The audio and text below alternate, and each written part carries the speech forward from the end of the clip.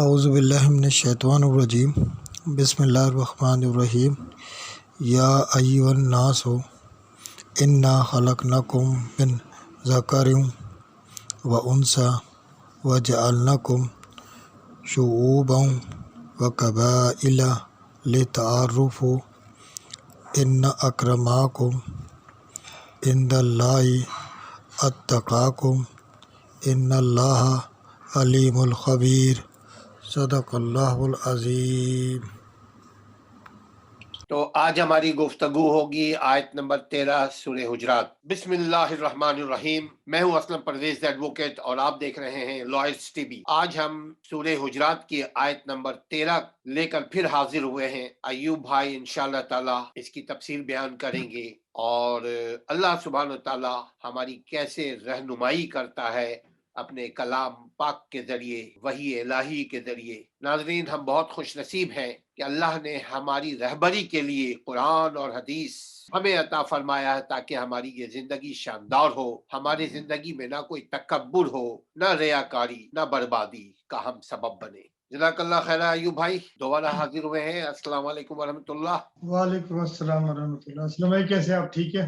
شکر اللہ کا۔ اعوذ باللہ من الشیطان الرجیم بسم اللہ الرحمن الرحیم یا ایھا الناس انا خلقناکم من ذکر و انثی وجعلناکم شعوبا وقبائل لتعارفوا ان اکرمکم عند اللہ اتقاکم ان اللہ علیم الخبیر۔ یہ سورہ حجرات کی آیت نمبر 13 ہے، جس کا سر ترجمہ ہے: اے لوگو، ہم نے تم سب کو ایک ہی مرد و عورت سے پیدا کیا ہے اور اسی لیے تم آپس میں ایک دوسرے کو پہچانو۔ تمہارے کنبے اور قبیلے بنا دیے ہیں۔ اللہ کے نزدیک تم سب میں باعزت وہ ہے جو سب سے زیادہ ڈرنے والا۔ یقین مانو اللہ دانا اور باخبر ہے۔ اس سے مراد یہ کہ یعنی آدم و حوا، یعنی تم سب کی اصل ایک ہی ہے، ایک ہی ماں اور باپ کی اولاد ہو۔ مطلب یہ ہے کہ کسی کو محض خاندان اور نسب کی بنا پر فخر کرنے کا حق نہیں ہے، کسی کو محض خاندان اور نسب کی بنا پر فخر کرنے کا حق نہیں ہے، کیونکہ سب کا نسب حضرت آدم سے ہی جا کر ملتا ہے۔ مختلف خاندانوں اور برادریوں اور قبیلوں میں تقسیم محض تعارف کے لیے ہے تاکہ آپس میں صلح رحمی کر سکو۔ اس کا مقصد ایک دوسرے پر برتری کا اظہار نہیں ہے، جیسا کہ بدقسمتی سے حسب نفس کو برتری کی بنیاد بنا دیا گیا ہے، حالانکہ اسلام نے آ کر اسے مٹا دیا۔ اسی آیات میں پورے نوع انسان کو خطاب کر کے اس عظیم گمراہی کی اصلاح کی گئی ہے جو دنیا میں ہمیشہ عالمگیر فساد کی معجب بنی رہی ہے، یعنی نسل، رنگ، زبان، وطن اور قومیت کا تعصب۔ اس کی مختصر سی آیات میں اللہ تعالیٰ نے تمام انسان کو مخاطب کر کے 3 نہایت اہم اصول کی حقائقیں بیان فرمائی ہے۔ نمبر 1 یہ کہ تم سب کی اصل ایک ہی ہے، ایک مرد اور ایک ہی عورت سے تمہاری پوری نوع وجود میں آئی ہے۔ آج تمہاری جتنی بھی نسلیں دنیا میں پائی جاتی ہے وہ در حقیقت ایک ابتدائی نسل کی شاخ ہے، ایک ماں اور ایک باپ سے شروع ہوتی ہے۔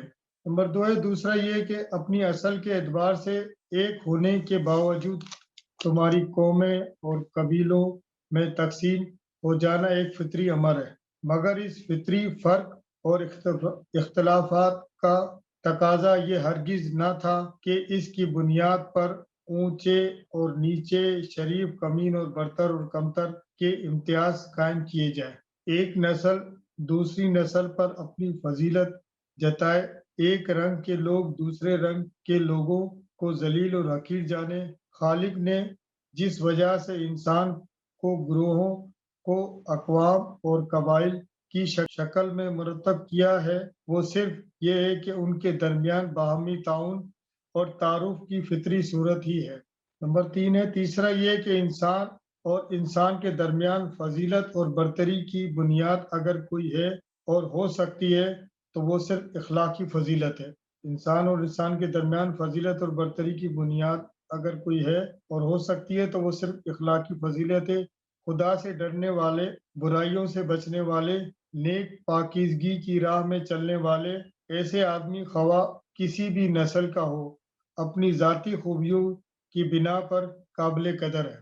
اس کے برعکس ایک کمتر درجے کا انسان چاہے وہ مشرق میں پیدا ہو یا مغرب میں، حقائق جو قرآن کی مختصر سی آیات میں بیان کی گئی ہے یہ۔ اس سے بعد میں تھوڑا سا حدیث کی طرف آتا ہوں۔ اسی طرح نبی صلی اللہ علیہ وسلم کے مختلف خطابات میں ارشاد فرمایا گیا ہے کہ شکر ہے خدا کا جس نے تم سے جاہلیت کا عیوب اور تکبر کو دور کر دیا۔ لوگوں تم انسان بس دو ہی حصوں میں تقسیم ہوئے ہو، ایک نیک اور پرہیزگار جو اللہ کی نگاہ میں عزت والا ہے، دوسرا فاجر اور شکی جو اللہ کی نگاہ میں برا ہے۔ تمہارے دلوں کے اعمال کو دیکھتا ہے، یہ بات اللہ جانتا ہے کون اعلی درجے کا انسان ہے اور کون اوسط کے لحاظ سے ادنا درجے کا ہے۔ اسی طرح حجۃ الوداع کے موقع پر بھی نبی صلی اللہ علیہ وسلم نے فرمایا تھا، تم سب کا زر ایک ہی ہے، کسی عرب کو کسی اجمی پر اور کسی کالے کو کسی گورے پر فضیلت حاصل نہیں ہے، مگر تقوی کے اعتبار سے اللہ کے نزدیک تم میں سب سے زیادہ عزت والا وہ ہے جو سب سے زیادہ پرہیزگار ہو۔ تو بتاؤ میں نے تمہیں بات پہنچا دی ہے؟ تو لوگوں نے عرض کیا ہاں یا رسول اللہ۔ تو فرمایا اچھا تو موجود ہے وہ ان لوگوں تک یہ بات پہنچا دیں جو ان میں موجود نہیں۔ تو سر میں اسی بات پر اپنی بات کو ختم کرتا ہوں۔ سر ایک نصیحت عرض کروں گا۔ نصیحت میری یہ ہے کہ آپ لوگوں سے التجا ہے کہ میری اکثر لوگ کی زبان سے نازیبا الفاظ استعمال کرتے ہیں جس کو گالیاں کہا جاتا ہے، خدا کے لیے اس گالیوں سے اجتناب کرے۔ انسانی بشری تقاضے کے تحت اگر کسی کو گالی یا کسی کو کوئی تکلیف دی ہے تو اللہ سے توبہ کرے اور اس کی معافی مانگے۔ اللہ توبہ قبول کرنے والا ہے، وہ بڑا غفور الرحیم ہے۔ اسلم بھائی بس یہی بات کی میں نصیحت کر رہا تھا۔ آخر دعوانا الحمدللہ رب العالمین۔ جزاک اللہ خیر ایوب بھائی۔ ناظرین، اللہ سبحانہ وتعالیٰ قرآن مجید میں ہماری رہنمائی کرتا ہے کہ ہر قسم کی برائی، ہر قسم کی تکبر، ہر قسم کی فریب، ہر وہ راستہ جو جہنم کی طرف لے جائے، بچو قرآن پڑھ کر، قرآن سمجھ کر، قرآن پر عمل کر کے۔ ہمارے نبی کائنات صلی اللہ علیہ وسلم کی حدیث مبارکہ بھی انہی باتوں پہ تلقین کرتی ہے کہ اللہ کے ساتھ کسی کو شریک نہ کرو اور دنیا میں کسی کا حق مت مارو۔ تکبر بھی ایک حق ہے، تکبر اللہ کی چادر ہے۔ تکبر کی شروعات میں سے ہوتی ہے، میرا خاندان، میرے پاس پیسہ، میرا جاہ و جلال، میرا پاور۔ تو یہ وہ سب چیزیں ہیں جو صرف اللہ کے لیے ہے۔ ہاں ہمیں بڑا اللہ نے ایک دوسرے کو بڑا بنایا ہے، مگر وہ اعمال کے بنیاد پہ، کیونکہ تقوی بھی انسان حاصل کرتا ہے اس وقت جب صالح اعمال کرے۔ ہم اور آپ کوشش کریں کہ اپنی زندگی میں قرآن کو لے کر آئیں، نبی کے فرمان کو لے کر آئیں صلی اللہ علیہ وسلم۔ یقین کیجئے کہ ہماری زندگی رول ماڈل ہو جائے گی۔ ہمیں ضرورت نہیں ہے ہم کسی کو دعوت دیں زبان سے، ہمارا عمل خود بخود چلتا پھرتا دعوت عام ہوگا، کفار کے لیے اور ان مسلمانوں کے لیے جو اسلام سے نافہم ہے، جو اسلام کے زرین اصول سے ناواقف ہیں، جو اسلام کے گولڈن رولز کو نہیں ابھی تک سمجھے۔ تو ناظرین، ہم اور آپ کوشش کریں کہ اللہ کے قرآن کو، نبی کے فرمان کو عام کریں، مگر عام کرنے سے پہلے خود میں عام کریں، اپنی ذات میں عام کریں، اپنے دل میں، اپنی زندگی میں عام کریں، اپنے گھروں میں عام کریں۔ ایوب بھائی نے نصیحت کی ہے، اس میں ایک اضافی نصیحت وہ یہ کہ گالی گلوچ۔ ناظرین، اس منہ سے ہم اور آپ کلمہ پڑھتے ہیں، جس منہ سے کلمہ پڑھا جائے اس منہ سے گالی گلوچ زیب نہیں دیتا۔ ناظرین، ہم جس منہ سے کھاتے ہیں، ہم کھانا پینا کھاتے ہیں، کتنی پاکیزہ طیب چیز ہم اپنے پیٹ میں ڈالتے ہیں بذریعہ منہ۔ اس منہ سے ہم کوشش کریں احسن الکلام کریں، اچھی بات کریں۔ تو اچھی بات کریں گے تو اچھی سوچیں بھی پیدا ہوں گی، چونکہ سوچ کے بعد بات ہوتی ہے، بات کے بعد پھر سوچ ہوتی ہے۔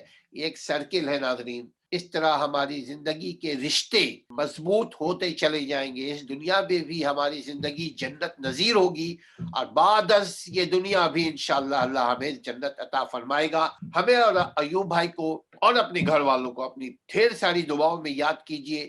اور اس امید کے ساتھ ہم خدا حافظ کرتے ہیں کہ قرآن سے رشتہ جوڑیے، نبی کے فرمان سے رشتہ جوڑیے، چینل کو عام کرنے کے لیے آپ تعاون کیجیے تاکہ نیک عمل ہم کریں، آپ کریں، مل جل کر عام کریں۔ السلام علیکم ورحمۃ اللہ۔